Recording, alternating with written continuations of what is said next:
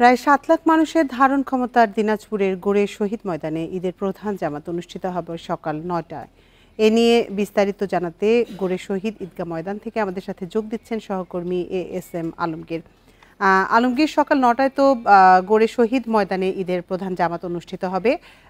সেখানকার সার্বিক প্রস্তুতি কেমন দেখছেন? মুসল্লিরা তো আসতে শুরু করেছেন, কি বলছেন তারা? এই ঈদে জামা জুতো অ্যাক্সেসরিজের ডিসকাউন্ট। আসলে আপনি জানেন যে এই গোরে শহীদ মাঠ এটি এখন দক্ষিণ এশিয়ার মধ্যে সবচেয়ে বড় ঈদগাহ মাঠ হিসেবে পরিচিতি পেয়েছে।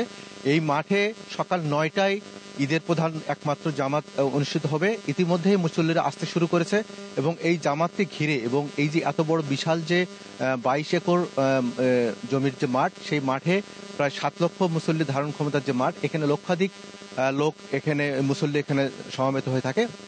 সেই বিষয়টিকে সামনে রেখে জেলা প্রশাসন এবং পুলিশ প্রশাসন তারা সার্বিক নিরাপত্তা ব্যবস্থা এখানে গ্রহণ করেছে। এখানে পুলিশের পাশাপাশি এখানে র্যাব নিয়মিত টহল দিচ্ছে এবং সার্বক্ষণিকভাবে টহল দিচ্ছে। ওয়াচ টাওয়ার এখানে নির্মাণ করা হয়েছে। ওয়াচ টাওয়ার এবং ড্রোনের মাধ্যমে তারা এই মুসল্লিদের নিরাপত্তার যে বিষয়টি, সেই নিরাপত্তার বিষয়টি তারা নিশ্চিত করছে।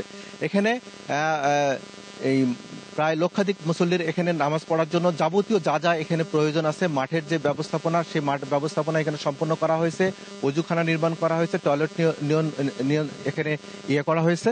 তো আপনি জানেন যে এখন যেহেতু ৯টায় এখানে মূল জামাত, যার কারণে কিন্তু এখানে মুসল্লিরা অলরেডি এখানে আসা শুরু করছে এবং কিছুক্ষণের মধ্যেই কিন্তু আসলে এই মাঠ এখানে ভরে যাবে। মুসল্লিরা এখানে শুধু দিনাজপুর না, দিনাজপুর সহ এখানে আশেপাশে বিভিন্ন এলাকা থেকেও কিন্তু এখানে দূর দূরান্ত থেকে, ঢাকা সহ বিভিন্ন দূর দূরান্ত থেকে কিন্তু এখানে মুসল্লিরা এখানে কিন্তু আসে থাকে। তো এখানে এই ছিল দিনাজপুরের গোড়ে শহীদ মাঠ থেকে সর্বশেষ অবস্থা।